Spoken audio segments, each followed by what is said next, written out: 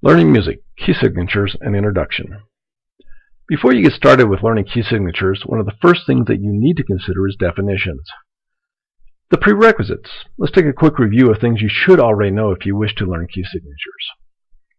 You should have a basic understanding of the keyboard, including the note names and positions. These black and white keys are the most recognized visuals when studying music, and you should know it fairly well. You should know about note names and the symbols used for the sharp, for the natural sign, the flat, and how these symbols are used. You should be versed with the master staff and intervals. Key signatures, or keys for short, are the playground for which chords and scales are used. Here we can see scale notes and seventh chords of the C minor scale.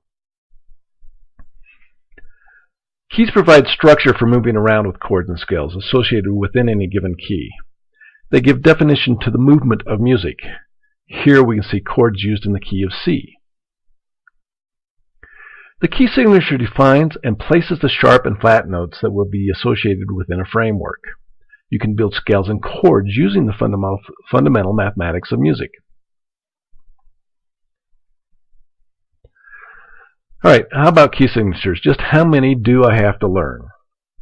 Well, there are 15 name labels for the basic major key signatures. They can be grouped into 4 areas. There's one key, has no sharps or flats. That's usually called the key of C. Most people know that one. There are 7 keys that have sharp notes, and there are 7 keys that have flat notes. And last, the relationship. There are 3 of the sharp keys and 3 of the flat keys. Both have different names, but will have the same notes with different names. Yes, some notes different names. Remember, from the knowledge of notes, that F sharp and G flat are the same note that have a different name. This is true for key signatures as well. Here you can see our 3 key signatures that have those same types of names. Notice that C sharp, D flat, F sharp, G flat, B, C flat. These are all the same key. 15 key signatures seems like a big task to accomplish. It will take some doing, but it won't be as hard as you may think. But wait, there's more. There's also a minor key for every major key, so now that's doubling the number to 30 keys you have to learn. And what if I told you there were 3 types of minor keys? You would almost think that there's 60 keys to learn. No, not really. There are only 30 key signature names. However, we can develop 60 scales associated with those keys. With the major key, we have a major scale. With the minor keys, we have 3 separate minor scales. It seems that this is nearly completely out of control, having to deal with so many. But it really isn't. How can we manage learning key signatures?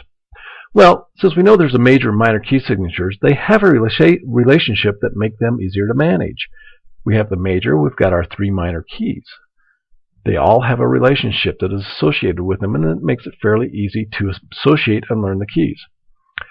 Using simple music math, one will be able to find the patterns and simple systems to learn them. When learning keys, the patterns remain the same. The note names and thus the key names change. We have interval patterns, horizontal patterns, and even a descending note pattern. There are various methods to learn key signatures, and with proper training you will recognize and know them. Here we use a symbolic B to show that there are 5 lines that can be drawn and that you can count 5 sharps for that key. But first, let's start with a simple overview. Key signature characteristics. Let's cover some broad statements about keys. Now, these are not necessarily be true to academic teachings. However, they are a basis for practical applications of how to quickly and easily learn key signatures. Key signatures are built using the major scale. The keys will be developed on a major scale mathematics of the 4th and the 5th note of the major scale. The root note creates the name of the key signature. Here, E flat scale shows that E flat is the root note, and that is the name of the key. Minor scales are related to major scale by going down a minor third. Here we can see that we go down from C to A as a minor third, and that is the minor scale related to the major scale.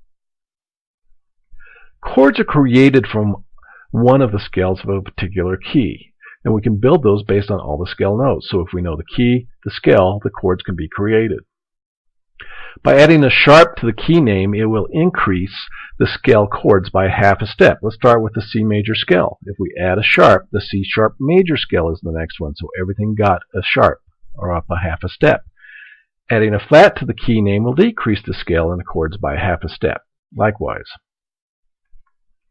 Key signatures to add another sharp are changed by going up a fifth or down a fourth interval. Up a fifth is from C to G, or down a fourth is from C to G. This is also known as the circle of fifths. Alternatively, going down a fifth or up a fourth interval will allow you the formation of the flat key signatures. Up a fourth is C to F, and down a fifth is C to F. We've just covered a very broad overview of key signatures. To become proficient, you will need to dig in and master this music element. It can be done with just 1 or 2 weeks of concentrated effort, and you can be well on your way to reading music like a pro. Explore more at themusictheoryworkshop.com, where you can find out about learning key signatures in a workshop methodology as well as learning other music theory elements.